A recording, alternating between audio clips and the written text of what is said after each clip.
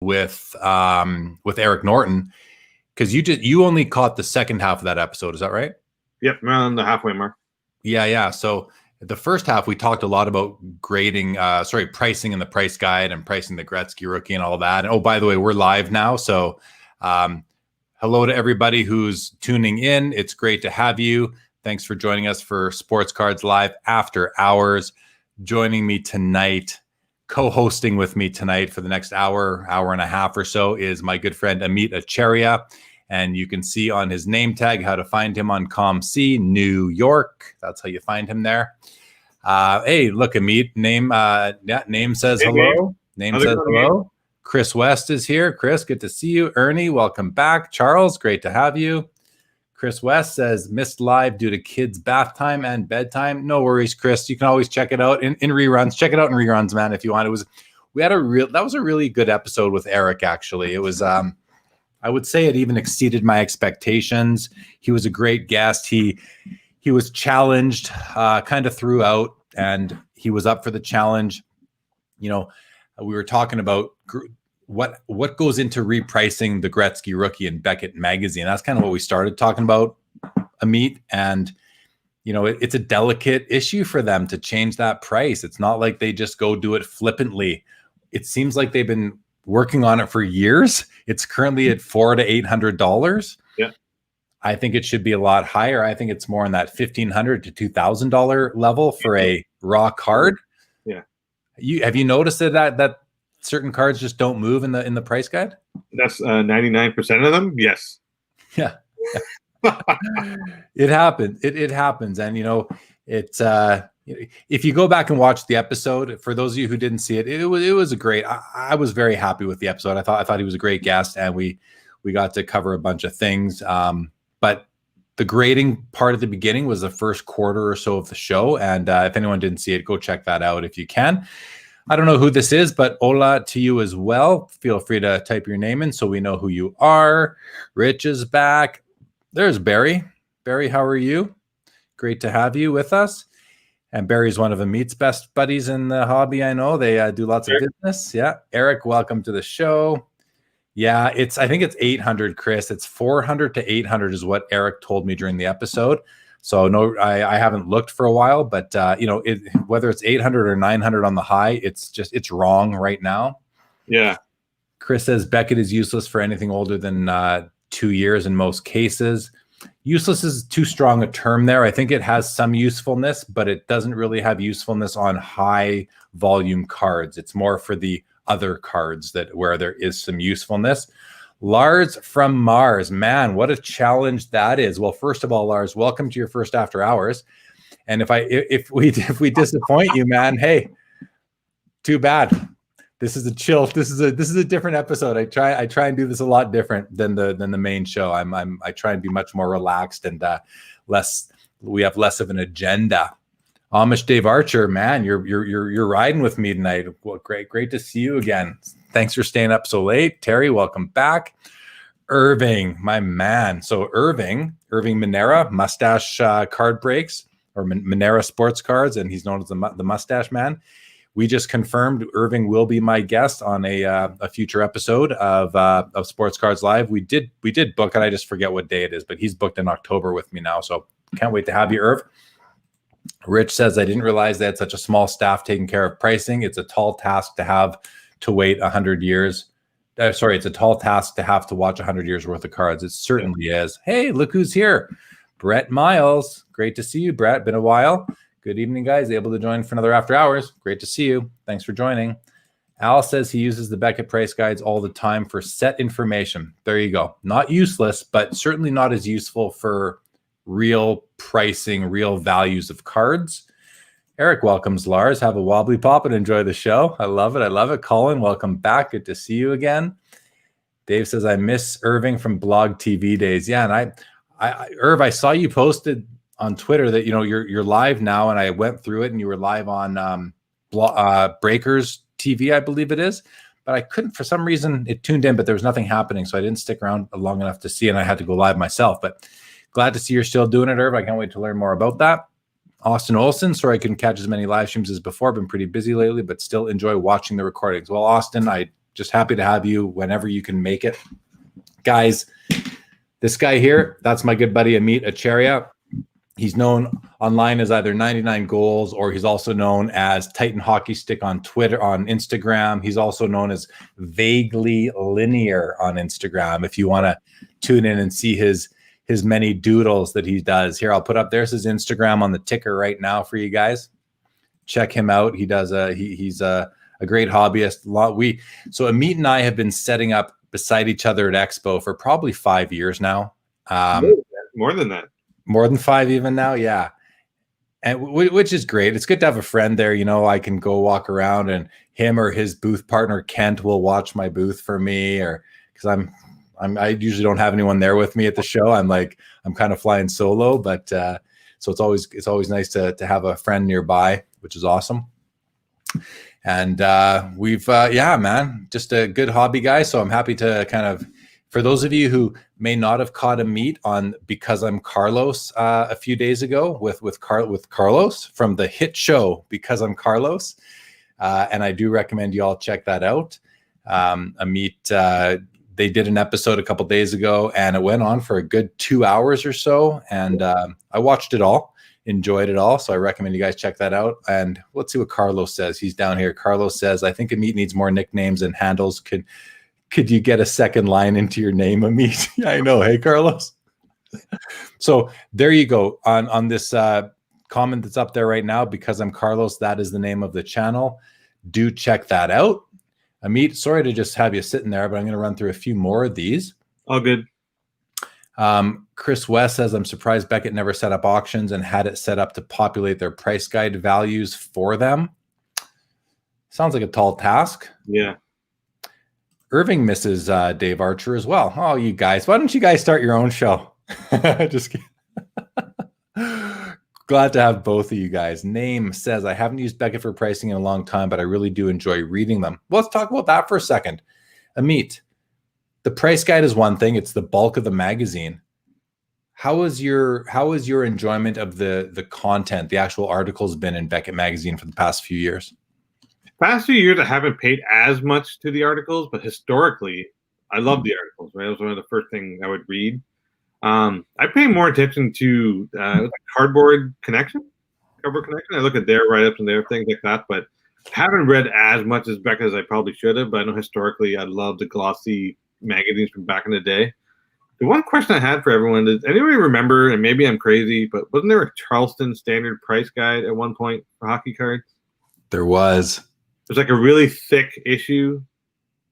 It was like a compendium, and I used to have. I'm pretty sure I used to buy those. Yeah, I think, is that what it was? It was called the Charlton. Bobby will know what it was for sure. Bobby will come through. I think it was called the Charlton. We'll see. Someone will tell us. That popped in my head. I don't know why, but I remember it was a fairly large volume book, and it was like you could go really far back in history, and it had Oddball in there and all kinds of different things you wouldn't find in Beckett. Yeah, I think it was an annual. Yeah. I had it a couple times. I don't have any copies anymore. Legion, welcome back. Great to have you back. Rod, good to see you, buddy. The Beckett is a guide and should not be used for firm pricing. Preach, my man, preach. Like, definitely true. And that's the way it is with every guide, every price guide that has ever been out or that comes out, I believe. You know, then you ask the question, well, what about Beckett completed listings? I mean, those are just the transactions that happened between two people at that time, with that shipping rate from that location with those shipping restrictions. So you just never know, right? That's why the one thing Beckett has always done right is that they have a range. There's a high and a low. And the fact of the matter is, forever, people always ignore the low. They only look at the high, but there's a low there for a reason. Cards don't always sell for one price. They sell for a range. And like Rod says, the price guide is a guide. It's a guide. It's one resource to use, right? It's a data set, right? It used to be the only data set. Now we have 30-point eBay completed listings. We have ComC. There's verbal transactions. Then, of course, you got the card ladders now in the game. And there's another popular tool I'm forgetting right now, I'm sure. Oh, even Sports Card Investor has got another data point. There's many data points now, right? Yeah. It's just a very healthy data point driven economy right now. The thing though is that Sports Card Investor and his what's it called, Market Movers tool, as well as Card Ladder's tool, they both pull data from other sources, right? They're not coming up with their own prices. They're pulling from eBay completeds and some from other auctions as well. But yeah, but still great. So that's something that's a new for as well. Yep. Eric just wants to let you know, Ameet, that you are famous from your appearance on Because I'm Carlos. Woo-hoo! So Eric, I'm going to show you this this piece I have here, and it's not available, but it is in my personal collection. This is the Ameet Acharya 1985 O-Pee-Chee rookie card, autographed. Now, I will admit, it's not pack pulled. This card was autographed. This is an in-person autograph that I got from the man himself. And even the back is pretty cool.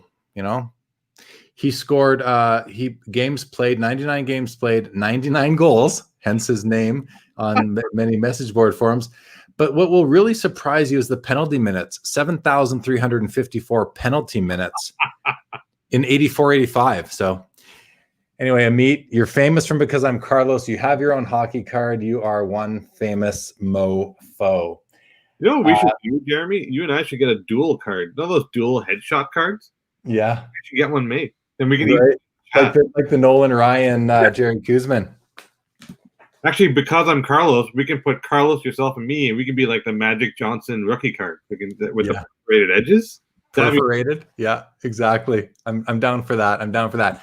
Name wants everybody to know that Ameet is one of the best in the business. I really enjoyed visiting him at the virtual expo. There you go. Thank you, Name. Chris says, did you check out Carlos's video about it not being a kid's hobby anymore, Jeremy? Yeah, I certainly watched that video, Chris. I watch all of Carlos's videos. Barry says, why is your ComC handle New York? That's a great question, Ameet. I've asked him that too. Let's see if he's going to stay consistent in his answer. I don't remember the real answer, but everyone can remember it, and it's a famous city name. You're never going to forget it. You'll never forget New York. You'll never forget me. Well, good point. That's really why you did it, right? You just wanted something memorable. Yeah. So funny. The only reason, like, no one's going to remember 6'5", 2 goal 4. Tougher. Yeah. Well, what everybody really wants to know, Barry, though, is what is your ComC handle? That's what we really want to know, Barry, if you're willing to put it out there. Hey? I know the answer. I do too. All right, what does Billy say? He says, I've been looking for 2 months for a Joe Thornton Black Diamond rookie card, nor to be found on any platform. Can either of you confirm this card exists, or I'm just imagining? It exists, Billy. I have one in my collection. I've had a couple over the years, but I only have the one right now, and it's my personal copy. So yeah, it exists, but they're tough, man. They were always tough cards, and people that have them recognize that the man will most likely be a Hall of Famer. So it's not a card that I'm willing to move, and maybe that's the challenge you're up against. But keep on plugging away, man. You'll find one. They're out there. They also are really hard to grade. They are very hard to grade. Very hard. Billy, great to see you, my man. Good to see you. Billy from Upper Deck says, Ameet always gives me deals on your cards when you would step away from your booth. Man, that's where they went. I knew I had cards missing. God. I love it. Wings cards, they're all gone. Charles says it is real card nostalgia. There you go. Carlos says you're crazy in general, but yes, there was. ComC Barry, Charlton. There it is, the Charlton magazine. Yes, that's what I thought. Made? They still make that? I don't think they do. I mean, yeah, Bobby confirmed Charlton. Rich says, Charlton, I went to look at that thing in the public library. Yeah, Bobby says, yes, all are thick. Yes, Dave says, I don't know if I could be a part of another 3+ hour show each week, even if it was with a great fella like Irving. Well, you got to make exceptions, Dave. Got to make exceptions. But this is coming from a guy who runs 4-hour lives. So I think you can. I think you can, Dave. You've got the stamina, man. If anyone has it, you have it. Chris says, yeah, there was a Charlton for hockey. I remember some people I trade with referencing it. Yeah, it was a popular magazine, up until about 15, 20 years ago or so. Card number 160 in 97 Black Diamond. That's the Joe Thornton. Yes. Yeah, Brett remembers Charlton. Bobby has all their copies from 1991 and up. Yeah, yeah. Bobby collects price guides, so it doesn't surprise me. Bobby, by the way, I bought a package from you. I took yesterday off, or sorry, yesterday off. So I might have arrived, but I can't confirm if it did because I wasn't at the office where I had it delivered, but I'm looking forward to receiving that package from you. Carlos asked Bobby, why did it stop, or are they still going? I don't know the answer to that. Bobby might be answering in the comments. Lars from Mars says, if you're going to put out a monthly price guide and charge people for it, then update the prices. I think that's a fair ask. I think it's a fair ask. Yeah. Yeah. But it's also one of those things like, it's all there really is, and people are going to buy it anyway. So it's one of these, it's another lack of competition that isn't driving maybe the best performance that they could do. But at the same time, if you watch that first 45 minutes or so of the episode we just did, he does give us a pretty good, understanding of what goes on, at least. I'm not saying excuses, but understandings. Al says Charlton Standard Catalog by W.K. Cross, edited by Richard Scott. Richard Scott's a longtime hobby author. Legion says, Jeremy, did you get my email last week regarding the exquisite card sheets leak videos? Any thoughts? I did get it. I just haven't watched them yet. I apologize, man. Can you just sort of ping me again in there to remind me? I'd appreciate it, Legion.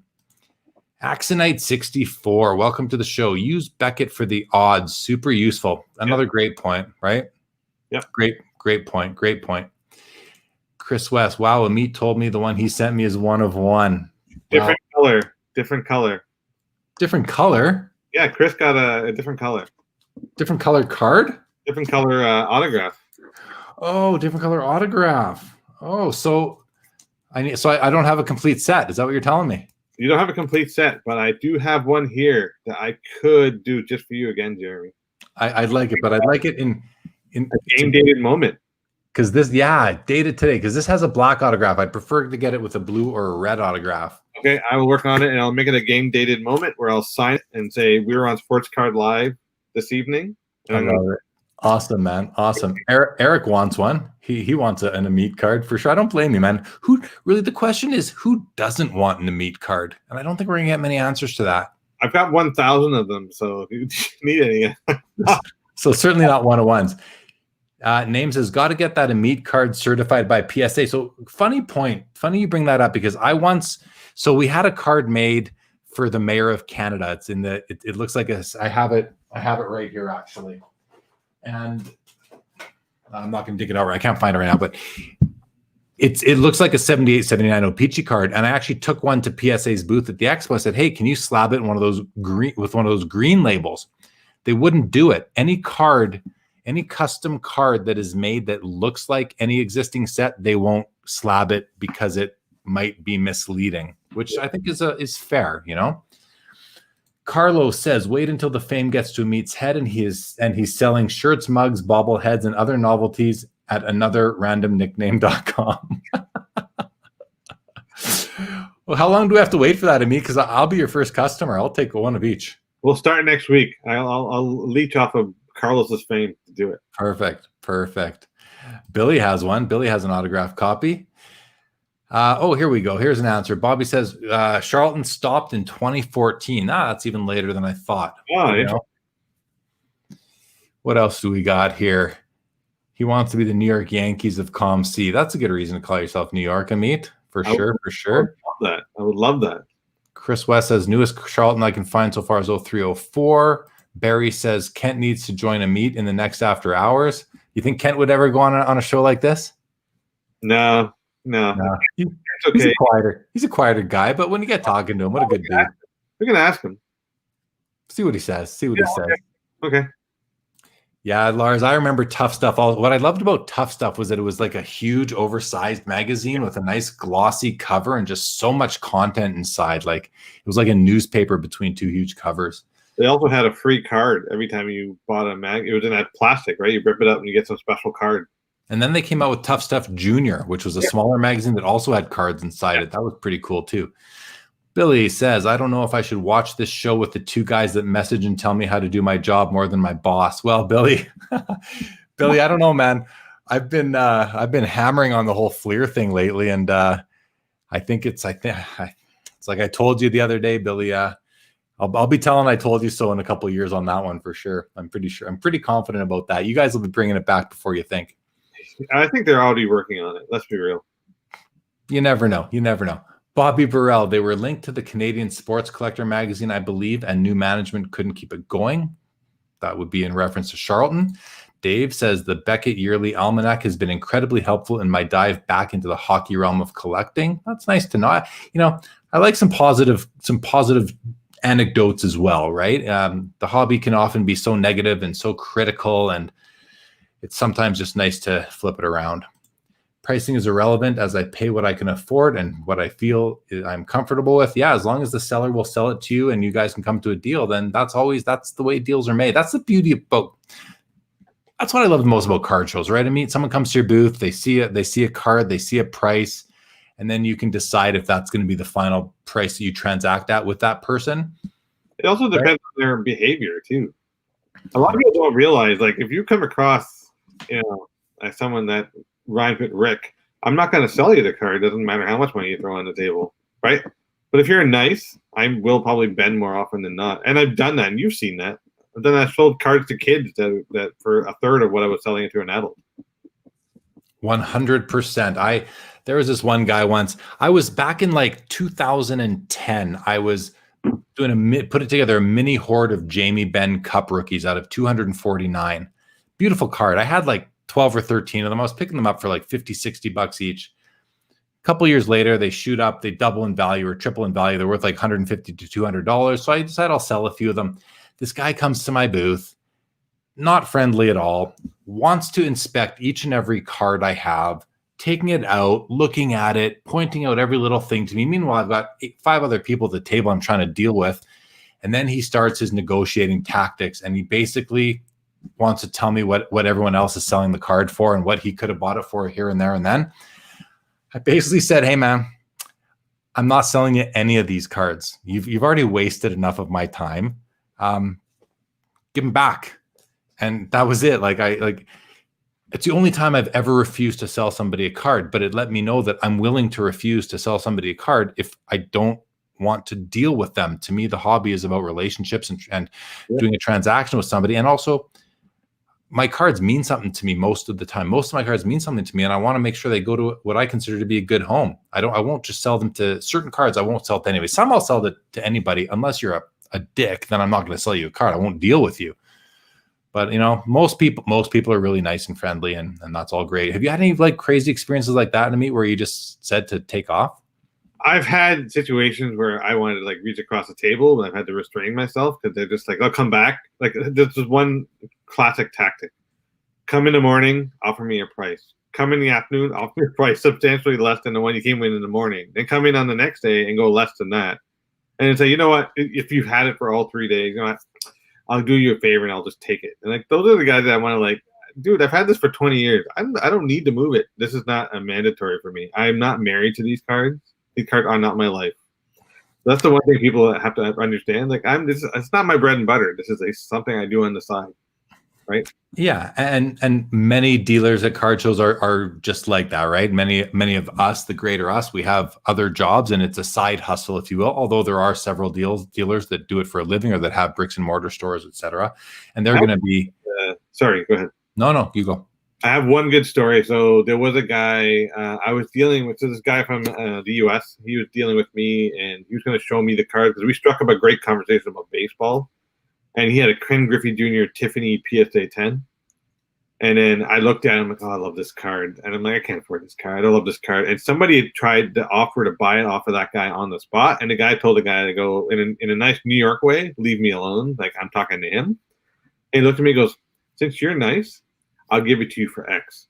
I still have that card. It's only because I was nice to him and he was nice to me, and the other person was being a dick, couldn't get the card. And you should have seen the look on the other guy's face. Yeah. Give me the money. And he's like, thank you. And he walks off. And I'm like, I still have the card to this day. That's awesome. That's beautiful.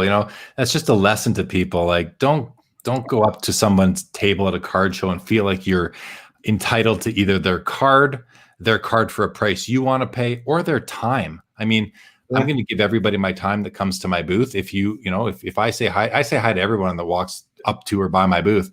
And if you don't say hi back to me, that's okay. You just might not be a very, that's okay. But as soon as you're like rude, I'm probably not going to look at you again. I'll just deal with everybody else at my table. And if you're the last one there, I might just sit down and look at my phone. You remember the guy that spilled water all over my booth and ran? I don't remember that. When was that? That was like my worst nightmare. Like, and luckily I had the Patrick Kane cards, Young Guns, in the case, and they weren't slabbed; they were just raw. And the guy leaned over, and he's holding the bottle like this. And as he's leaning over, the bottle tipped with him. The water spills out. And he looks at it, and he ran. Dude ran. Like he full on ran. And the best part is he ran, and and I knew who he was. I've seen him before. The hobby's small. I know who he is. The guy ran, and then he comes back. I'm like, you ran yesterday. He comes back. Gone again. You should have just chucked water at him and then like had a high five and laughed about it. I couldn't get over it. Like, he just did that. And I saw it in slow motion too. And it's like, no, yep, there's water going into my showcase. Yeah. Oh, brutal. Too funny. Which team are you guys picking to win this series, Dallas or Tampa Bay? I'm picking Dallas, and I was picking Dallas before tonight's game. So far I'm right. Ameet, what about you? I'm going with Dallas because I actually like Jamie Benn. I like his style of play. I like him as a player. So I'll go with Dallas. But I don't really have a horse in the race, but I'll pick Dallas. Our friend Carlos is a big Dallas Stars fan. I was talking to Carlos a couple nights ago. We were just doing a FaceTime or whatever, and he's got his banner hanging behind him, the Stanley Cup champions Dallas sign. And I know Carlos. So we're chatting. I'm like, hey, so are you a Leafs fan or who's your team? And he's like, Jeremy, Dallas. I'm like, oh my God, yeah. Long day. My apologies. He likes someone named Mike Mosano. I can't remember the guy's name. Mike Mosano. Mike Mosano. Mike Monsanto. Mike Modano. One of the greatest American-born hockey players of all time. Dunkachino says you can't even find any price guides in Barnes & Noble anymore. ComC serves as my real-time Beckett. That's cool. That makes sense to me. Chris West says he can have autograph. Ameet can have autograph events called the Ameet and Greet. Oh, I've never heard that before. I've never heard that in my 47 years of life. I've never heard that before. Well, you know what, Ameet? They set up here. Someone said that I didn't see what the first comment was, but Bobby goes, or his own show, Carlos. So I think he was talking about you having your own show, and I think that Chris West just named it for you. The Ameet and Greet show. I'm down. There you go. Frankie Stain in the house. Welcome to the show, buddy. He says Ameet was my hookup for making the Mayor of Canada cards. Oh yeah, because Frank made those. I got to find one here. I did pull out the box because that's where I got my Ameet card from, and I do have. Here we go. This is the 78-79 Mayor of Canada autographed card, Rich Barone. I have the full bleed. You have the full bleed one, the big one? I do. Yeah, somewhere. I do. Okay, what else we got? Bobby says tough stuff was great. I certainly enjoyed that. So we're a little bit behind in the comments, guys. Sorry, but we'll run through them here. Chris says I do enjoy older Beckett annuals with the listings of all the rookie cards and sets and all the insert sets actually listed. I mean, very useful. Very useful. Beckett, the latest Beckett baseball had a nice article about Whit Merrifield of the Royals. What were you saying to me? I said you can still get the checklists on Beckett now, and actually ComC serves as a great checklist tool. If you go in, you want to look at a particular card from a set, look on the left-hand side. You'll see like all the different subsets. You just go there and you filter, and it's actually very good from that. That's what when I'm searching for cards, like especially you take some of those sets that have so many inserts and you don't even know what they were. That's where I go. I go to that. I click on the set on the left-hand side and it lists out all the different types of cards within that one set. Look who we have here. None other than the Mayor of Canada, Rich Barone. Rich Barone it's kind of weird. I know it's weird. The Mayor of Canada does hail from and currently resides in Long Island, New York. Yeah. But it's weird. I mean, that's what we voted him in, and he holds the position. Welcome to the show, Rich, my man. Great to see you as always. Sean Robb says, from tonight's show, I really appreciated Eric bringing up O-Pee-Chee Platinum as a product that could appeal to basketball collectors. Those rookie parallels could be a great investment. Sean, shh. Me and Yeah. Ameet know about that. Yeah. Right? No, I'm just kidding. I agree, Sean. I agree. I picked up a couple in the last couple days, on ComC. It's great for that, for sure, for sure. Amish Dave says, shocking that I've made a positive hobby comment. Well, I mean, hey, maybe we'll rub off on you a bit, but so far from what I've seen, you're not so negative. So, but I'm glad to see that.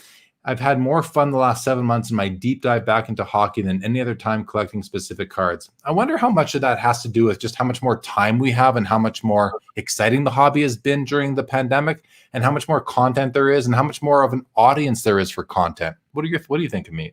The hype train is insane right now, right? There's so much hype. So many people are into it. Athletes are into it. You've got people like Giannis showing images of his own cards. Phil Hughes is breaking product and showing live streams. Gary Vee is going insane.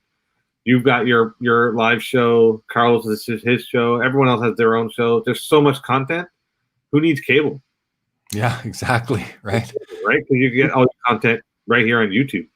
It's funny, man. When I go to bed, we've got in our bedroom, we've got a big, a 55-inch TV in our bedroom that hangs off a mount, and so we'll lie in bed, and instead of putting on Netflix, I'll put on YouTube and I'll just go watch some hobby content. Right? My wife will, she'll be on her iPad or whatever, and I'll watch hobby content on the big screen instead of just sitting here where I, usually hang out in my basement office. My kids made a comment the other day, like, kids complain their parents are always on their phone and they're not paying attention to the kids. My son is like, my dad's always on his phone. He's just looking at those silly hockey cards. That's all he looked at. It's hockey cards. Doesn't talk to anyone. Just looks at hockey cards. And I'm like, I'm observant of you. And it's true, because today I had some friends over and there was a lull in the conversation, and I have a habitual check of ComC. I have to check every 5-10 minutes. And I literally did one of these things where I pull out the phone and my son's like, not now, Dad. Not now. I can wait. I'm like, oh, hi. So funny how the tables have turned, hey? They've totally turned. Yeah. Dave says helps having a semi-broad approach too, instead of a narrow focus on one player. So yeah, man, there's so much cool stuff out there. Like if you're nothing wrong with being focused. I mean, that's just some people's approach. But if your approach is not one of just one player or one set or one sport, there's so many cool cards out there. Problem for me is I love almost everything, and I can't have everything. I just don't have the money or the time. Bobby says price guides are really there to provide a hard copy of a set list. Pricing guides you an approximate value. Yeah, it makes sense, right? And that's what the annuals are really good for, because they're more complete in their set list, I believe. Carvin, how you doing, my man? Welcome to the show tonight. Just like replacing redemptions for customers or listening to retailers' feedback, relationships matter. Well said, my friend, and good to see you. Carvin, oh, by the way, Carvin was my first ever guest on the show, episode number 2, and he joined again in the end of June when we debriefed the sale of the LeBron James RPA at $1.845 million. I forget the episode number, but Carvin's been on with me twice, and historically worked at Upper Deck, invented the Cup and Exquisite, worked for Panini, and now works for GTS. Anyway, Carvin, welcome back. Richie, like you have never told someone to F off. I don't know if I ever, the New York way. I don't know. I don't know if I have. Maybe I have. I don't think I've ever uttered the F word. I just don't want to talk, and I just won't talk to that person. That's about it. And really, if you want to fight, yeah, I'm down. You want to fight? Let's fight. Where's Jack Voss? Is Jack Voss on today? I'm gonna fight his honor. I got a picture on my phone of you guys actually fighting. I'll try and find that when I'm not running through comments here. Chris West says, seems like Ben flipped a switch after the reporter called him out and asked him how to deal with a player like Reeves in today's game. Yeah, I mean, I only saw the first 2 periods tonight, but it just seems like Dallas is there. And is Braden Point healthy? I don't think so. I thought he was hurt. Did he? He got boarded today, right? Didn't he get boarded today? I don't remember. There was a near penalty. I think it was that last game. I can't remember. Yeah, I'm pretty sure I saw him play tonight. But and I watched the first 2 periods kind of loosely. But I just think Dallas. I think this is Dallas's cup to lose at this point. Carl, speaking of Dallas's Cup, Carl says, I'd be happy to buy all the Masanos. Maybe I can get a Shield for under $800. Terry says, what is Rich's story with his Honus Wagner? Well, Rich does own a Honus Wagner, the T206. And it's typical that the mayor of Canada would own a Honus Wagner. Can't recite the story offhand, but maybe Rich will come and tell it again. Rich was my guest, I think episode 4 or 5, really early on, and we probably talked about it. So you can always go back and check that out. Alex says, Ameet, any cards ruined? Yeah, were any cards ruined from the water? No, luckily, all my Patrick Kane Young Guns came out unscathed. I was like so happy, but they weren't slabbed. They were raw. They were in the top loader. I was nervous. Good. Luckily. Lars says, any word on another virtual expo? There will be another virtual expo. I don't think it's been announced, but there is one. There will be one this year. That's going to happen. Beckett Legion says, Beckett's website is nice because they have the team sets great for break buy-ins. For sure. Rich Brown says, Ameet, are you a Tavares collector? Well, that's so.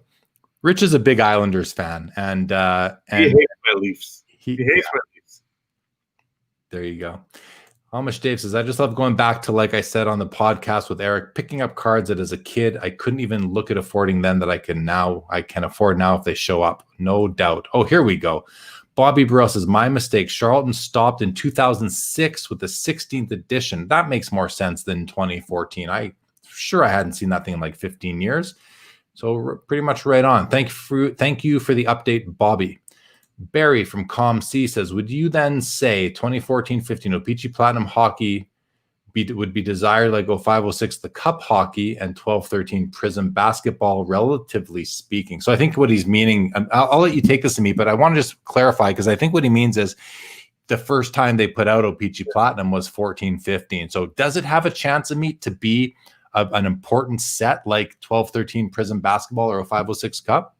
I honestly don't think so. 05-06 Cup is a world on its own.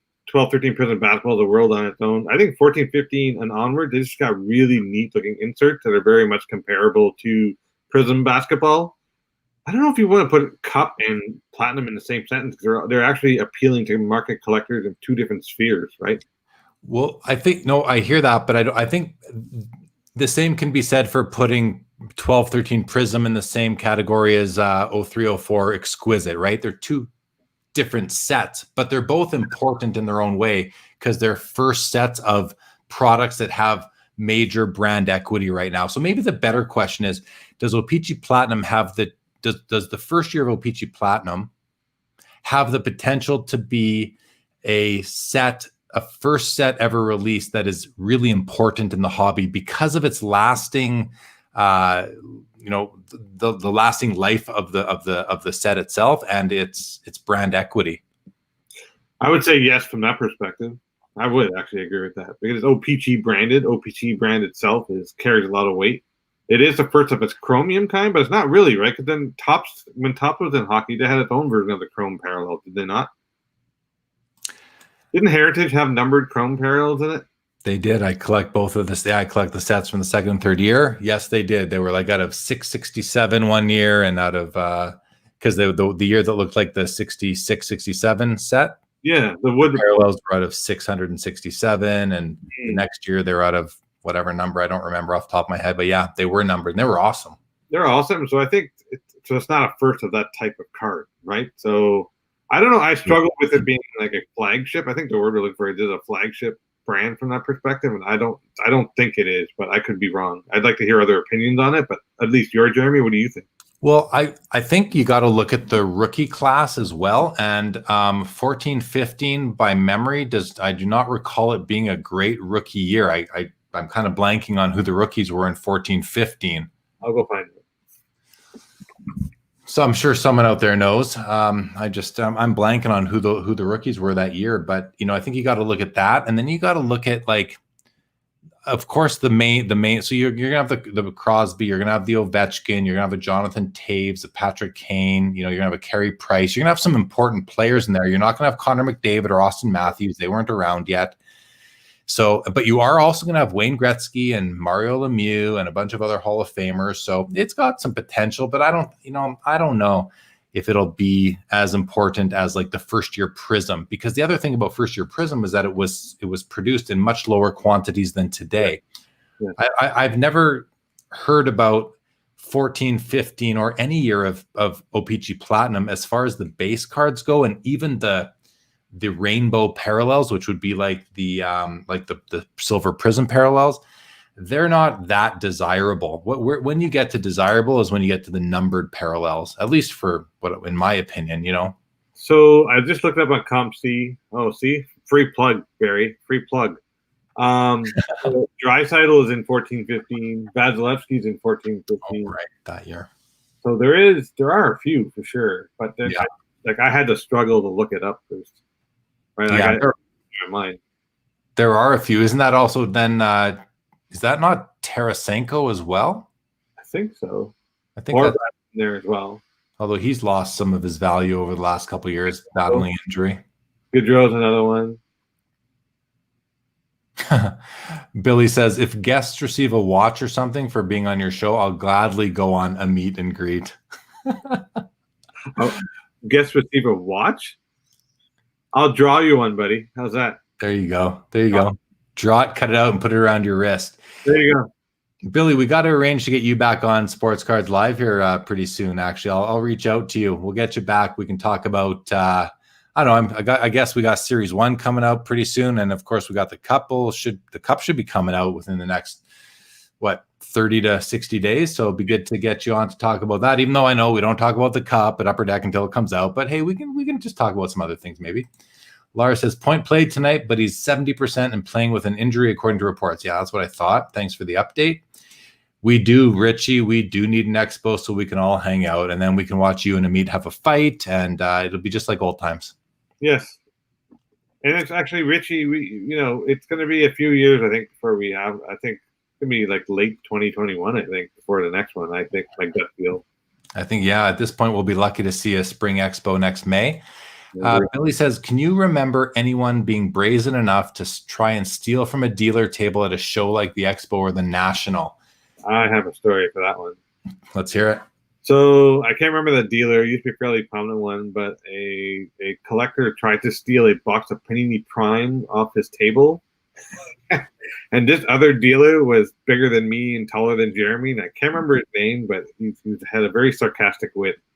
And this guy straight up got up out of his table and ran across the expo on a busy Saturday and tackled this guy to the ground. And so I've seen that. Unofficially, I have not witnessed, but I have heard of quite a few things happening at Expo where police have been brought in to take care of X or Y, but I never witnessed them. The only thing I ever saw was that guy tackling the kid who stole his Prime.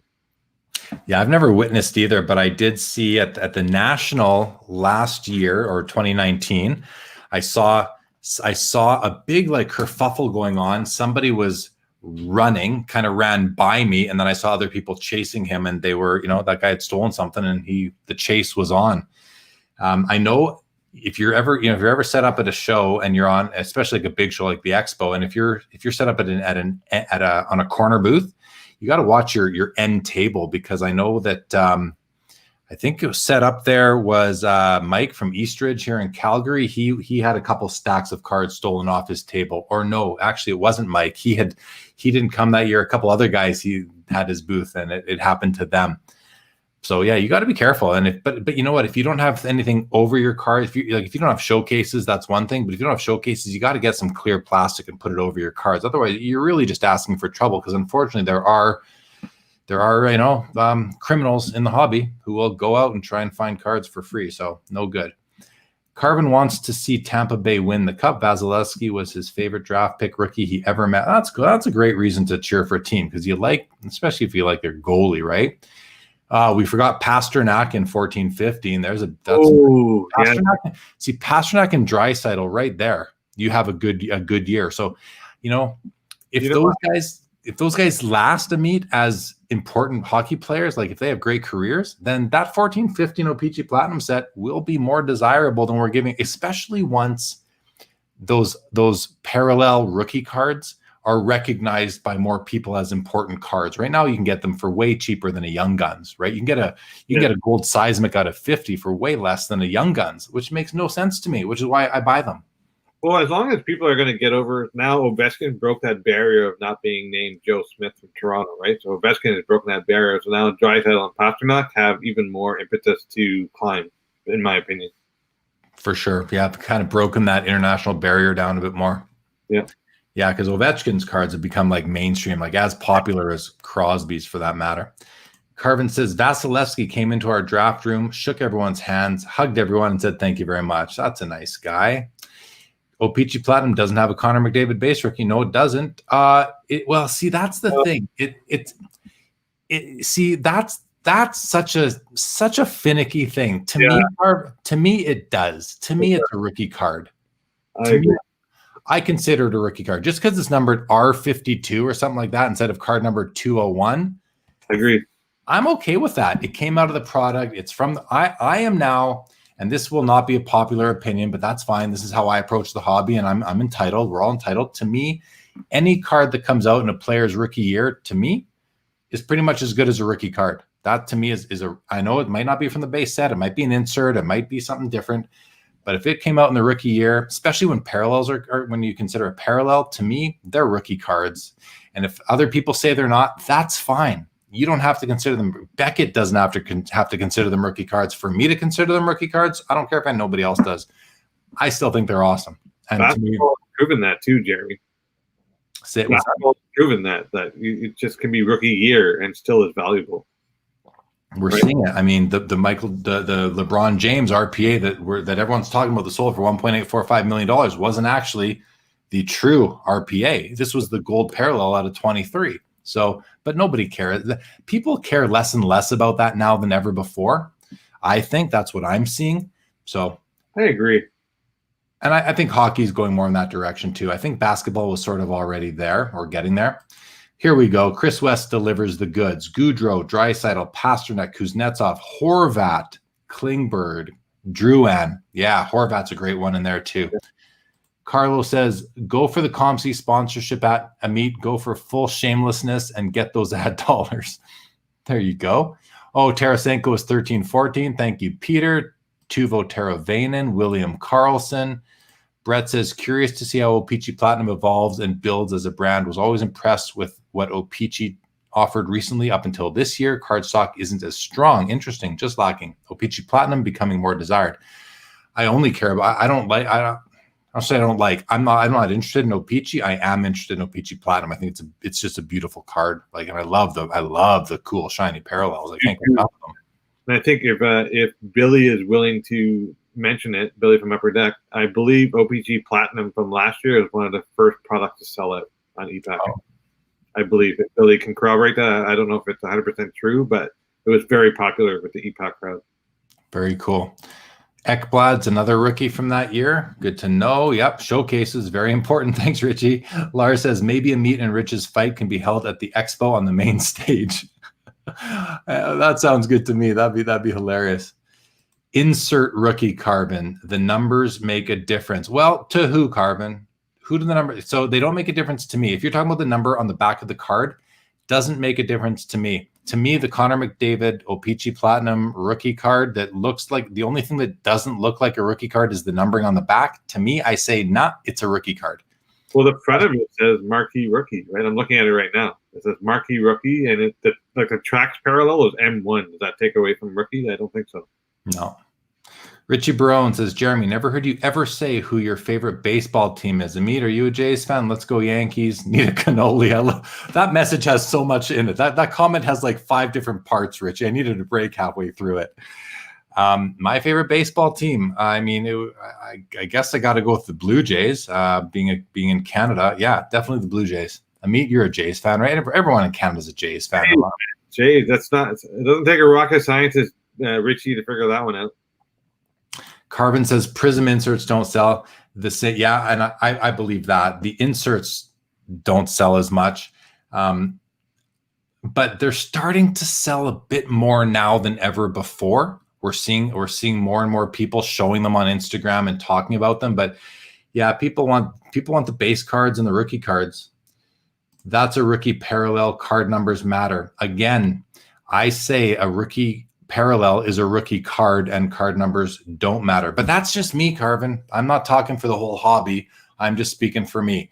To me, I consider that McDavid a rookie card. I would even go as far as putting RC on my eBay listing, as unpopular as that may be. To me, that's just how I see it. Yeah, sorry, Carvin. I know you're a hobby legend, but I disagree with you here. Billy says, do you consider the jersey number titanium rookies from 0102 Pacific to be true rookies? Just reviewing the June 02 Beckett that has a big article on the subject with collector opinions. I 100% do consider those to be true rookies. Yes, I 100%. The rule that a rookie card had to be 99 copies in print or more, that rule is kind of out the window now. We have SP Game used true rookies number to the jersey number. And we had it back then, Billy, with titanium. So I completely think that those Datsuks and those Kovalchuks and everyone else in those sets, I can definitely consider them to be rookie cards. Oh, look, another guy, Binnington. We forgot about Binnington. Now, Binnington. How did we forget Binnington? Okay, I'm terrible hockey fan. I'm a terrible hockey fan. But you know how we forgot about him? Because he might be a flash in the pan. That's how we forgot about him. True. Sorry to say Blues fans, but he's still, in my opinion, not proven. I mean, a Stanley Cup is great. But he needs to do some more, and he just needs to do some more.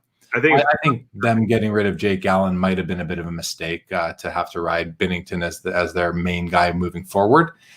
Name jumps in and says Michael Furland is also 14-15. Thanks you for that, no doubt, Michael Furland. I mean, he was a great Calgary Flame for a long time. Now he plays for the Canucks, I believe. I think he's still the Canucks. Yeah. Jay Welcome says, is the card cut from a sheet less value than pack pulled? I have BVG 10 Opeachy Messier with smooth edges, and few collectors said it's cut from sheet and less value. Yeah, that's the fact, Jay. That's the fact. Beckett does slab what we call sheet cut cards. The episode I had with Bobby Burrell just a couple weeks ago, we went into some detail about sheet cut cards versus pack pulled cards. The fact of the matter is that sheet cut cards are from the same sheets that were printed at the factory originally. So they're still original cards. They were just cut afterwards, post-productionally they were cut. So, but the purist collector wants their card pack pulled, not sheet cut by someone other than the manufacturer. Troy says limited numbers over base for long-term play on the RC. Agreed, 100%. Carvin says there's no McDavid base rookie, so you can't compare it. Okay, Troy Medina is 100. Or Billy, I don't know, what was that? Yep, 100% agrees with Troy about the limited numbers. Yeah, for rarity will always rule. I think that's pretty important. How many set collectors collected those update cards as part of their set? I don't know which update cards you're talking about, Chris. Sorry. Carvin says LeBron Gold is the same as the rookie. The back is the card number. But that's such a subtle difference. And I understand that, Carvin. I completely understand, and I hear you. It's the same thing with the high glosses and the exclusives in Young Guns or the Cup Gold parallels. Is an exclusives a rookie card? Is it just because the numbering is different? I mean, I see that there's less of an argument there for it being a rookie card. And maybe I got to kind of restate what I'm saying. Maybe I'm not saying it's a true rookie card because there's now true rookie cards. Yeah. To me, a rookie year card is as good as a rookie card. Yeah. A limited logos, rookie year limited logos in the Cup it's a rookie year card. It's going to be worth more than any other limited logos moving forward for that same player. Maybe I don't consider that to be a rookie card, but the McDavid Platinum, that particular card to me looks just like all the other cards in the set, just because they numbered it differently that year. And the other thing is that I think that's the only year they did that. The rest of the years they went back to normal numbering, which shows that they kind of realized that they messed it up, and that they should have done it the other way. So anyway, interesting conversation. I'm going to make a prediction. I'm going to predict that we're going to see an episode about this topic on a future episode of Because I'm Carlos. I think so. And Carlos is going to do the history and check all the background and provide the rationale. Well, and yeah, because he even comes on here and he says, why is there no – oh, sorry, here. it's still a parallel. The card number is psychological. If the hobby orthodoxy shifts, so will the market. And I'm shifting. I've shifted. So if rookie card inserts, then exquisite patches, LeBron James is the same as the rookie card. I hear you. It's I think they're just as good, like not just as good in terms of value, but they're, if you're a collector that wants a rookie card of a player, and you can still get a rookie year patch auto that might not be from, numbered with the base set. It might have some crazy numbering like, LLHN, DH or something like that. It can, to me, it's still going to fill that void in my collection for that player's rookie card. And this is new for me. I haven't always felt this way, but I've shifted. My orthodoxy has shifted that way. What do you got to say, Ameet? So most people are going to look at it. Okay, we as hobbyists, we're intelligent enough and reputable enough and knowledgeable enough to know the subtle differences and nuances here and there, right? But for someone who wants a McDavid rookie year, they're trained to look at the word rookie or RC logo, and as long as they see that, they've satisfied what they want. Oh, I want that. It's a rookie card, right? So if they want a rookie in the marquee rookie, says rookie on it for McDavid and platinum, they're going to pick it up. This is rookie on it. Yeah. No, makes sense to me. Carvin makes a good point here. 50,000 for the exquisite patch versus 700,000 for the rookie card of LeBron James. So, there's a much cheaper rookie card option there for 50 grand. Yeah. sorry, Carvin. I know you don't agree with that, but that's okay. I feel like he's yelling through his computer at us. I have a feeling like he's like holding the monitor with both hands and go, guys. Yeah. Carvin can take it. So what do we have here? Peter says, why is there no McDavid as part of the base set? How did that happen or get missed? Well, I think it was a mistake, and they fixed it in subsequent years when they numbered the rookies along with the rest of the set. So again, I think it's that's an oversight. It's a bigger conversation that I'm sure Carlos will address on a future episode of Because I'm Carlos. So let's wait to tune into that. Laura says, which RPA sets from 13-14 are underrated? RPA sets. Oh man, that's a big question. I'm not ready for that one, Lars. Got to look at too many sets there, man. We'll have to address that one another time. It's a great question, but I just don't know. A Fleer Showcase, I would go with. Carvin says exclusives, glossy, are parallels of the rookie card, not inserts. Yeah, that. I totally agree with that. Rome says McDavid SPA Black rookie is the best in my opinion. No one knows the numbers, but the allure of not knowing means a lot. Fair comment. Peter says, oh, or is that all rookies from that year? I think it's all rookies from that year for the McDavid in that year of 15-16 platinum. Fine, guys. More work for Carlos. Jots down more content notes. See, guys, I knew my prediction would come true. Just a matter of time now till he drops that video. Billy says, what about a card like the Eichel Future Watch Auto or Austin Matthews Future Watch Auto Inscribed, which was available to pull in a future release? I didn't know the Austin Matthews was a future release. I thought that was the main release. Yeah, I thought Eichel was the only one that was the seeded one after. Yeah, so did I. So, I mean, we may or may not be right about that. But as far as the Eichel goes, in my opinion, and this is not a popular opinion again, but in my opinion, if I collected sets of 15-16 Cup or SP Authentic and I needed the Jack Eichel, I would want the one that came out like 2 years ago where they did get it autographed. The back even does say, I believe, 15-16. Everything about it looks like a 15-16. The only difference is it wasn't packaged out until like 18-19 or something, or whatever year it was. So for me, I'd be happy with the newer version because it's autographed and it's got more uniformity with the rest of the set. But the purist collector, including my good buddy Todd, who did the Cup set every year, he wants the one that came out in 15-16 without the autograph. So it really just depends on who you are and your approach. Yeah. Rich says, the fact of the matter is the term and rules around a rookie card are arbitrary. I think as we move forward, the purist sentiment will disappear from our hobby. Yeah, like I think it will. I think it'll be a slow process, but I think a lot of those purists, a lot of the purists' rules, you can call them, or standards, I think are gonna fade as well. I really do think so. I think the money is going to change that. That's what's going to drive that. Yeah, money can move mountains. That Eichel question is a good one. The purist in me hates the idea of printing the card again and getting it autoed. The set collector in me says I need one. Well, but where it's a big assumption in there, Peter, and that assumption is that they printed the card again. That may not have happened. And maybe Billy can answer, but I think I heard that was not they did not print those 3 years later. Yeah. They printed them and sat on them until the autograph exclusive that Leaf had with Eichel had expired, and then they could get him to autograph them. I think they had the foresight for that.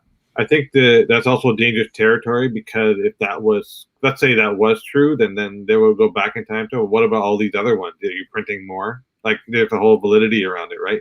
Yeah. Fact of the matter, from what I've learned from having guys from Upper Deck on the show and discussions, that they'd never go back and print cards again. I mean, I don't want to hear about Griffey back in, sheets full of Griffies. I mean, what happened in 1990 is a lot different than what happens in 2020. 30 years have passed, so things change.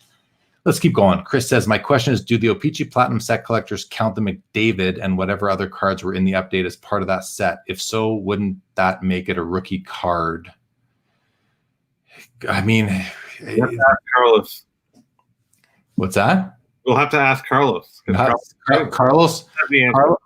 Carlos will come up with something, but he will say that we won't. He will let us know at the beginning. He'll qualify the whole episode by saying we're not going to get consensus on this, and he's right. We're not going to get consensus on this, and we don't have. And that's what keeps the hobby interesting, is that we all have our own approach, not just to what we collect, but to what we find, what we deem to be important, and what we deem to be labeled as one thing or another thing. So, yeah, Carlos, I hope you can get this done by tomorrow. A lot of us want to know the answer to this stuff. Carlos, you got a lot of work to do, buddy. But back to the question Chris asked, again, that would just be one segment of the hobby coming up with what they think. I'm a rookie card collector, so what I think should carry the same weight, I would think. But if I collected O-Pee-Chee Platinum as a set, I think I would either yes, want that McDavid, or I'd ignore the whole set altogether, because McDavid's the most important player of the whole year. So if he's not in the set, he kind of is missing something. Okay, Carvin says, I'm not saying it's not a good card. It's still rookie year card and better than second year cards. It's a good alternate, if you can't buy the rookie card. Yeah, 100% agree with that, Carvin, 100%. I think where you and I are differing is that I've changed my ways. I've changed my outlook on things, and I'm just willing to consider more cards rookie cards than just the ones that have the RC designation, or just the ones that have the RC designation and are part of the main set checklist. Yeah. That's it. I pulled the Matthews from 1718 SPA, number 8 of 999. So that is later. Yeah, I can't speak to that unless they put more in later. I don't know. Eichel was after, Matthews wasn't. Matthews, they forgot to pack out, so it came out next year. Or he returned the cards late, or maybe they came in tranches. Maybe that kind of rings a little bit of a bell too.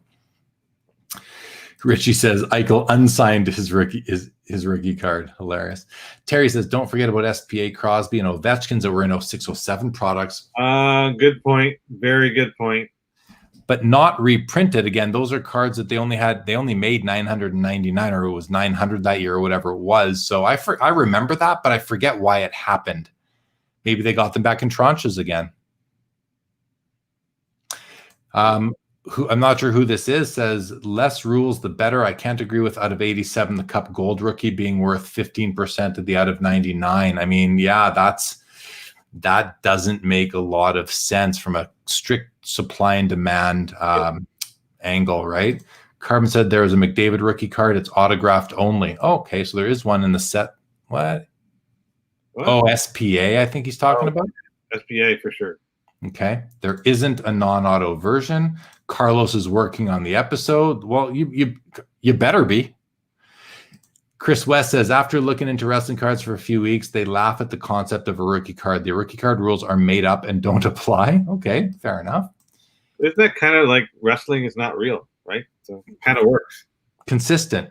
Yes. Lara says, Jeremy, is Johnny Hockey gone? Gone from where? The Calgary Flames? Not yet. Terry says, if McDonald's Crosby is considered a rookie card. All cards from the rookie year should also be a rookie card. Yeah, we talked about that briefly on a previous episode. I forget if it was the episode with Bobby Burrell or somebody else, but we did touch on that because that was a very public and interesting case of should Beckett break the rules and give a card that is not widely distributed in hobby or retail packs the RC designation. And because Crosby was such a special player, they decided to give him that card the RC designation. I'm okay with it. I think there's no reason not to. If you can't consider McDonald's restaurants to be widely distributed, I don't know what is widely distributed then. I mean, I agree. No, I agree. Yeah. So, but I agree with what Terry's saying, that all cards from the rookie year should also be RC. I mean, it's I sort of see what you're saying, Terry. I don't know that I make that exact direct link because, and again, I'm talking from the other side now because I'm with you, but I don't know if that's the reason why I'm with you on it. I'd have to think about that more. Carlos, please add that to your notes. Rich says, to be honest, the fact that certain parts of a base set are short printed can be considered rookie cards actually seems unfair. To some, those would be technically inserts, and that's Young Guns. Young Guns are short printed relative to base cards, but they're numbered along. The hobby has changed so much and it continues to evolve that I think we just have to expand these definitions. What do you think, Ameet? I think we have to because more and more people are getting into it. So the grid lines are less and less clear, right? So you kind of have to expand it to meet the masses of what their expectation is, right? And that's also what I meant by the dollars and cents is what's going to drive this. If someone's willing to buy that McDonald's version of Sidney Crosby rookie PSA 10 for umpteen thousands of dollars, then all of a sudden it gives credence to say, hey, maybe we got to think about this one a little bit harder, right? Yeah. No, for sure. Oh, Peach Carvin says Peachy Platinum is the auto rookie card of McDavid. Okay, that makes sense. Okay, he means the Opeachy Platinum Auto Rookie Card number 190. Okay, thanks for clarifying. Carlos says Tiffany sets and XRC already messed up this back in the 80s. It's gotten more complicated ever since, right? And then, Ameet, think about this too. And this came up in the episode with Eric earlier, that in terms of pricing cards, when Upper Deck started putting packs of Exquisite into boxes of Black Diamond and Ice and that kind of stuff. Like, what are those then? Is Exquisite its own set, or are they Ice cards or Black Diamond set? Are they rookie cards? I mean, to me, they are. To me, it's a rookie card of that player. If they're in the set and it's their rookie year, to me, that's a rookie card. I agree, and it was issued by the manufacturer inside of a product as well, right? It's not like handed out on the side. It's a product issued release. Yeah. Brian Kingsley, happy weekend to you. Welcome to the show. Great to have you as always. Carbon says no base versions. Other years of Opeachy Platinum have a non-auto RC version. See, and the thing for me is that I don't want any of those autograph versions. I want the non-autograph versions myself. The only autographed rookie card that I really like, and this just comes down to what I like to look at, is the SP Authentic Future Watch Auto. To me, that is a player's. It's kind of like Young Gun. Young Gun is the most common, the most attainable rookie card of a player. Once you get into a higher level product, a higher price point product, my favorite rookie card is the SP Authentic Future Watch Auto, because you got a limited card, you got a hard signed autograph, and you have just a beautiful aesthetic. It's just, you hit the last point. It's beautiful and it's meant to be autographed. I think the platinum cards, like, I know some people want autograph versions, but they don't appeal to me. When the autograph is on that card, it kind of detracts. I like the shininess. It's almost like defacing an art piece in my mind. Because I want to see the art piece I want to be able to reflect it. I want to see the different X's, like how it all peters out in the light. I don't want an autograph on it. 100%. Exactly how I feel, Ameet, because Opeachy Platinum cards are so nice, and there's really no room on them for an autograph. So just don't even put the auto on there. For me at least. Like, just look at that. Like, if you're putting an auto on a card like that, it already looks amazing on its own. Right? Is that an orange checker? With an autograph. Right? And you can see the colors and the jazz on the card. Yeah, beautiful cards. Okay, Billy says Datsuk had 3 to 4 XRC rookies prior to 0102. He came over 23 years old, had 3 KHL seasons under his belt. Would be interesting to see a Bowman first type RC in hockey. Yeah, I have thought that too, but I don't want to. I'm kind of torn on that, Billy, whether I want that or not. But I hear what you're saying. Chris West says, what about early 90s Upper Deck sets where players appear twice in sets, right? Like Ziggy Palffy is in that 91-92 set twice. Ziggy Palffy again showed up on this episode. He showed up tonight. He's a very popular player. Just so everyone's knowing, a quick segue, and I have to do this, Jeremy. Sorry. There's about 2,588 Ziggy Palffy rookie cards on ComC. So if there's 2,588 of you out there, go buy one each. They're about 3 cents or 4, whatever they are. They might be cheap.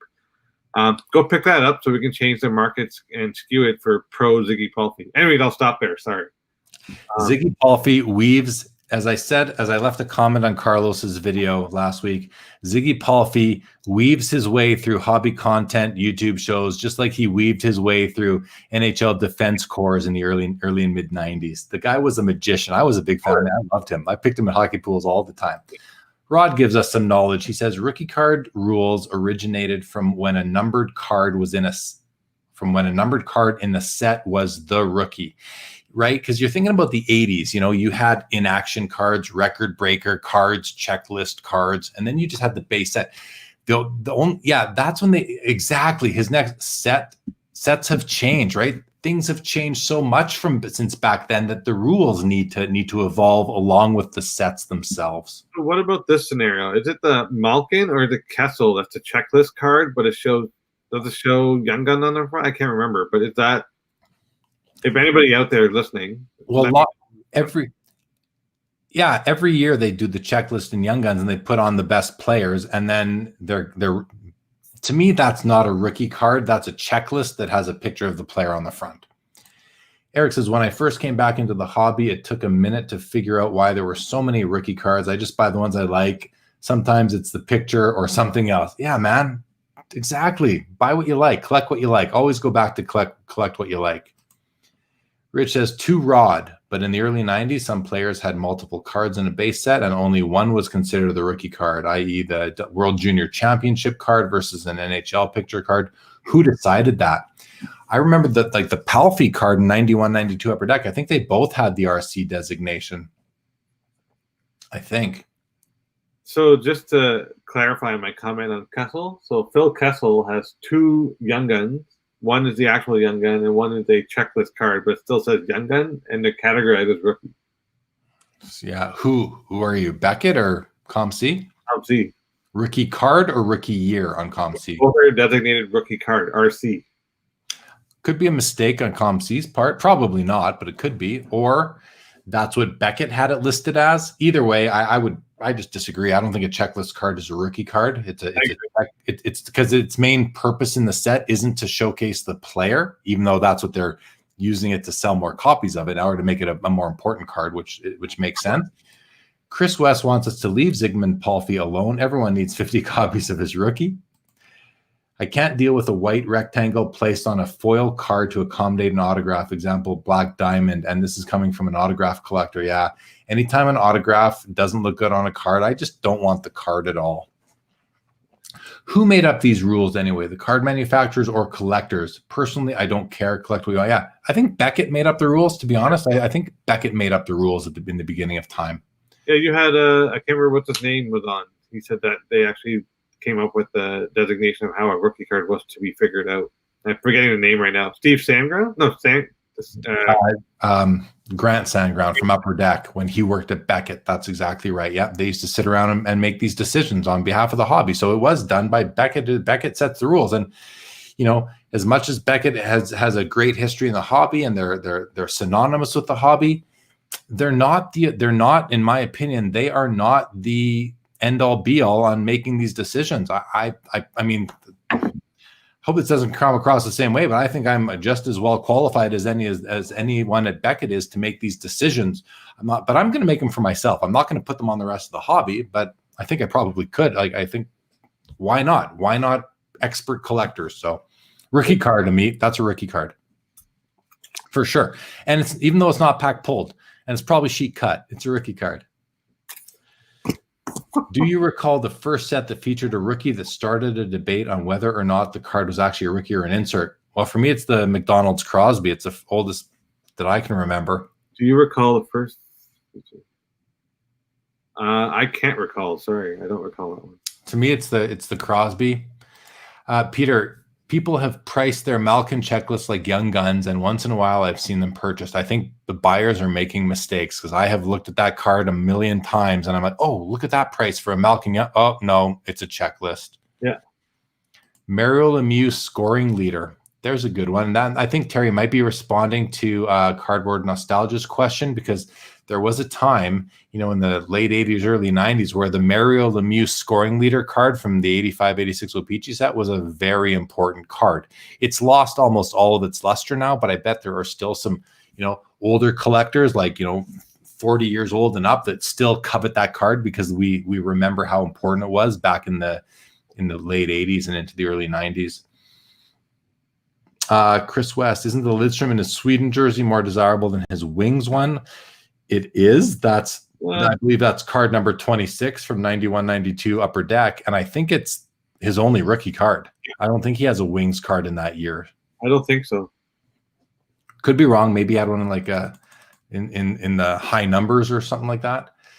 I hope rookie card prices will increase for D-men that get no hobby love. Yeah, we talked about that earlier today on the episode with Eric Norton, and with Miro Heiskanen being such a beast. I think he's the best defenseman in the whole NHL, and along with guys like Quinn Hughes and Cale Makar, we may be seeing a shift, but it's going to be tough. I mean, I'd like to see it, but I don't know how much of the hobby is with me on that one. Oh, it was Pacific's jersey numbered rookies, Chris says, in terms of the first time we were wondering. Okay, 0102 Titanium. That was a year that the debate happened, actually. For sure. Tembeck, says Terry, the 89-90 O-Pee-Chee Tembeck set. I mean, to me, that's a rookie card. To me, it is, at least. Andrew, welcome to the show, my man. Good to see you. ComC had the RC notation for the Malkin Young Gun checklist, and I reported it as an error because I didn't think it was fair that people thought they were buying the Young Gun. Since then, I believe they've changed it to the rookie year notation. That's for the Malkin, Ameet, so you're looking for 0607 there. I'm looking at it right now. He does have a Wings card in that set in the 500s, right? So that was the high numbers. They did 1 to 400 were the low numbers. Hold on. I have a box of that stuff right here. So this is the 90. This is the box, the product, a sealed box. I've had it since 91, 92. And it says right here, this is the Upper Deck High Series. High Series cards randomly packed. So this is not the same. This is a later product. It's like a Series 1, Series 2 thing, but it wasn't Series 1 and Series 2. It was the regular issue. And then they came out with the high numbers where they inserted the high numbers with more of the regular cards. So that's another kind of unique situation. For me, he doesn't have a rookie card in the high numbers. Lidstrom's rookie card would be that card number 26. It came out like several months before the high numbers product did. It's almost a different product, even though it's got the same content, aside from the high numbers. Does the O-Pee-Chee Premier Jagger have a rookie designation, or doesn't? It does. It does? Okay. Yeah. It's because it's a different product in the same year, right, than the regular O-Pee-Chee. Okay, I actually think the Charlton Guide explained that the lower numbered cards in those early 90s UD sets were considered the rookie cards, whereas the higher numbered ones were not. So interesting. Yeah, and as I just said, I think that makes sense. I definitely do agree with that. Here's a good point that Chris makes. So he says 587, again, 587 being the Lidstrom from the high numbers in the New Jersey, or in the Detroit jersey, is a young gun. It is a young gun, but young gun wasn't what they are now. They didn't become what they are now until much later, but they're still, I get it, they're still young. I'm just going to show you guys the back of this box, which is kind of neat. An oversized Mark Messier card. Kind of cool. I mean, this box, you can probably find a box of this on eBay for well under $10. I want to get that card, that logo for Young Gun from that set on a shirt. Just so iconic. Just I know. Small Y, and it's like in blue, right? It's like I know. It's like so cool. Name might as well put on the Upper Deck jacket while you're up. Yeah, that's the Upper Deck. I'm trying to remember which shoulder. That's the Upper Deck jacket right there. I'm hot right now downstairs. I got to put on my air. I'm too hot. I can't put it on. Otherwise, I would for sure. Name. Thanks for pointing it out.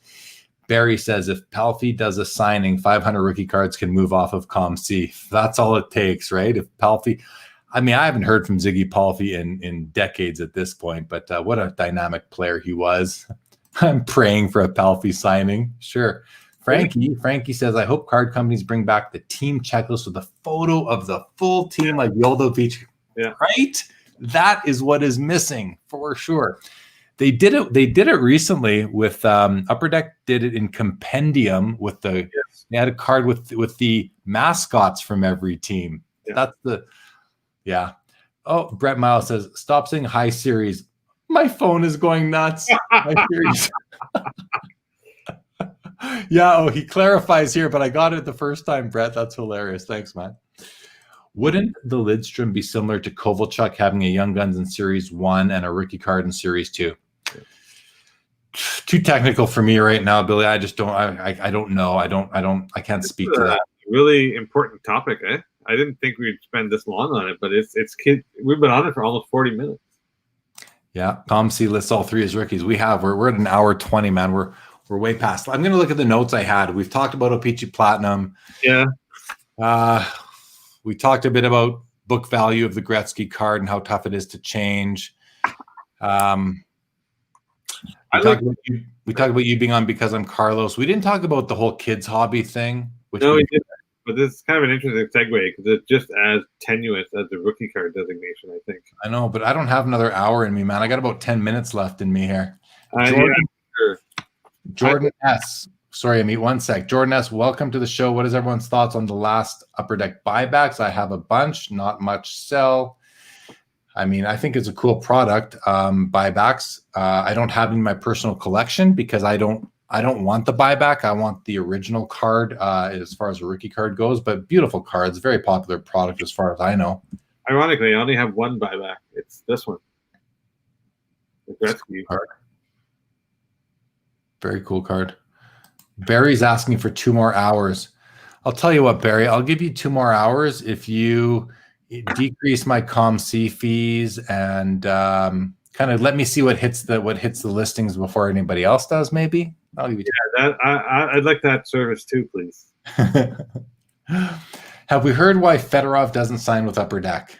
I don't know, but we'll have on another Upper Deck guy in the near future, hopefully Billy, or one of the other guys too, but probably get Billy on next. He'd be next in the rotation, and we can ask him that then. So unfortunately for now, anonymous Facebook user, no, I do not know the answer to that. If anyone out there knows, feel free to chime in.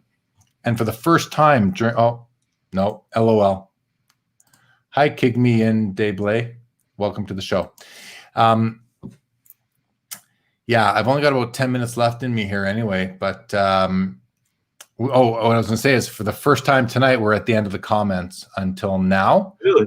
Maybe he had a bad experience, wants too much per auto. Yeah, it could be either of those things, right? It's just like, who is it? Paul Correa, right? Paul Correa just doesn't have really anything to do with much anymore. No. You're pronouncing it wrong. I hope you can forgive me. I mean, that's not exactly that pronounceable for a first timer here. But if you want to put it in what's the term phonetically, I'd be happy to pronounce it properly. I really would be. Terry says Fedorov used to sign with Upper Deck. Cool. Weekly mail update. Awesome point. Good point. Yes. I only have 3 cards in Meet, so I'll go first. Yeah. These are the 3 cards that arrived. I did receive some more Topps Project 2020 cards that are. I've now got, I don't know, about 15 across my shelf there.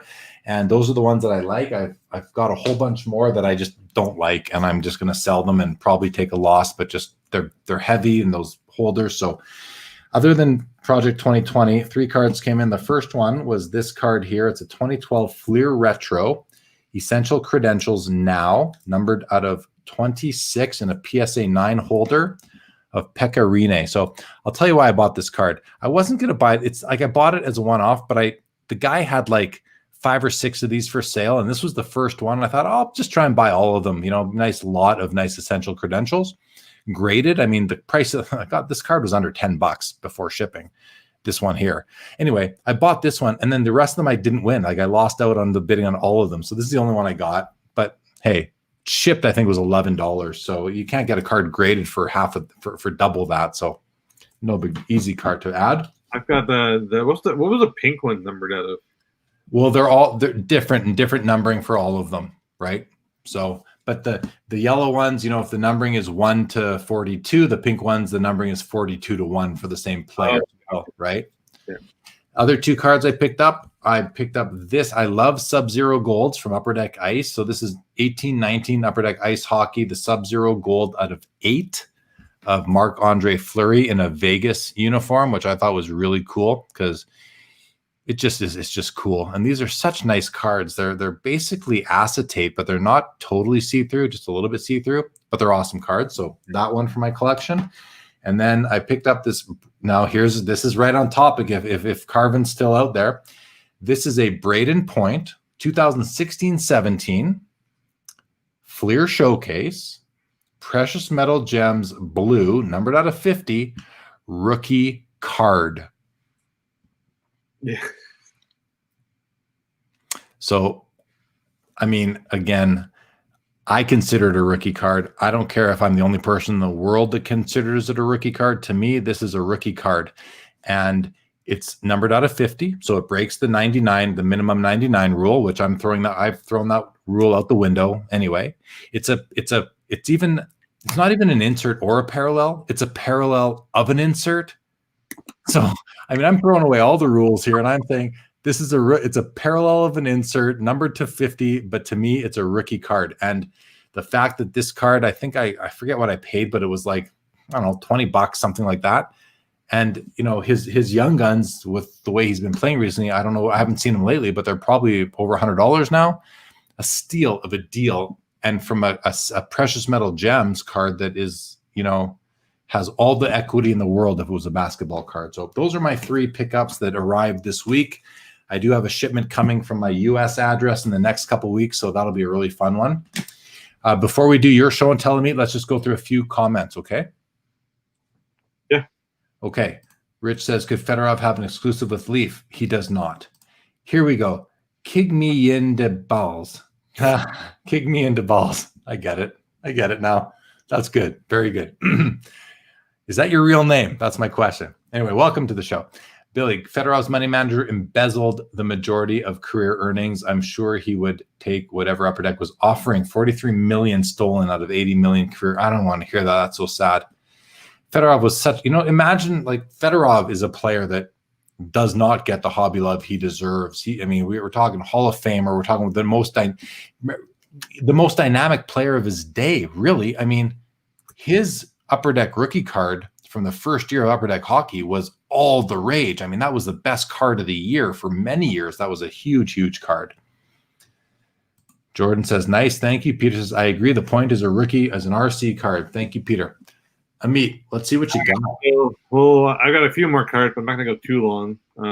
It's almost 2 a.m. here. Let's go for about 5 more minutes, then we gotta close out. I picked this up. You guys remember it's a sealed Power Deck box. Normally I see singles. I don't know if you can see that on here. But look who's on there: Jordan, Montana, Ruth, and Gretzky. I mean, there's the Mount Rushmore right there. So I picked that up sealed. I thought that was fun. That was worth $10. Got into some soccer, so I picked up some Messi. It's a parallel, so I figured I'd bring that, and then got another one here, Messi. Show this on my Instagram. Carter Hart at a 3. That was probably a pretty cool card. I'm going to send this off to PSA. What product is that from? MVP. Oh, yeah. Yes. Those are very cool cards. And this was in perfect condition. Like I checked it over, and I'm sending it to PSA, and then those are very under the radar cards. Those MVP short prints out of 3 and out of 9. Really nice cards. They're not worth that much. Like you can pick them up for a fairly decent price. Here's a set I've been working on. This is I've already completed the set once. I'm going for set number 2. It's the Upper Deck Pride of the Leafs. It was in 01-02, if I'm not mistaken, Upper Deck. We got Eiserman on the box. So I'm always looking for those. This is in a $1 box, and I brought it out because it was funny because Khudobin. Printing plate 101. Plate 101. Get that on eBay now. Oh yeah, 100%. This one I got off a good friend of mine in Hobby Insider. It's a Lemieux Old School Complete. Very nice. Numbered out of 9, probably. Yep. And then I really like these cards. Oh yes, Synergy. Yep. So Synergy I have a soft spot for. Those are the purples are numbered to their jersey number, correct? Yeah. And then I picked up this guy. Figured he would be good to have for the long run. Draisaitl Young Gun. So that's just immediate. Like I have a lot more cards, but I'm not going to go through and show you a bunch of $3 cards. That would just be boring, and not really anyone wants to see that. And if you do, I'll do a YouTube channel just on that one day. But yeah, those are my pickups for the week. Cool, man. Thanks for showing. Barry wants to know if I'm doing a Halloween show. Is October? I think October 31st. Is that a Wednesday or a Saturday, Barry? And I'm going to check right now. The 31st of October is a Saturday. Will I do a Halloween show? I mean, probably, right? My show comes on way after Halloween is pretty much done anyway. So in terms of kids coming to the door, so I probably will, Barry, but I will not be wearing a costume. I'll guarantee you that. How did that even happen? No due diligence. And that's a question on the Fedorov embezzlement. Yeah, great question. Fedorov was one of the best players of the 90s. I completely agree with that. Or signed a bad deal from the start. Well, when you're stolen from, I don't know if it's a bad deal or just a bad advisor. Someone you're in bed with a criminal there. How are you guys finding ComC shipping lately? Is it getting better? Amit, any comments on that? I am so lazy with ComC. I've got cards I bought 6 years ago or 3 years ago that I still haven't had shipped to me. So I can't be. I'm not the right guy to answer that question. I had a shipment come in from ComC the week before last, and it took 2 weeks to come in from hitting ship to ship. But I chose the most expensive shipping method, but it was only like $2 more than the cheapest method. It was still like $80 to ship it, again, to Canada. But it was because I guess there was so much in there that I just entered this new stratosphere where choosing the most expensive shipping method was it just made the most sense. And it got here in 2 weeks. So I was pretty happy about that. Jordan says, the thing I don't like about MVP is the fake sign in the silver parallels, etc., the fake signature. Yeah. I hear you. I don't hate that. I have the Nathan McKinnon rookie card that has that, and I don't mind the facsimile silver autograph. So I think that's just a matter of taste, but certainly respect your taste on that, Jordan. And as it always comes down to, collect what you like. Yeah, the MVP, the colors and contours, those are what those are called, those different parallels. They are really cool. And they're also die cut, right? They're really cool. Yep, they are. Legion says, hit the gritty patch out of 2021 O-Peach unit break. Looking forward to that coming in. 1 in 18,750 packs. So that'll get you some good money from the set collectors, Legion.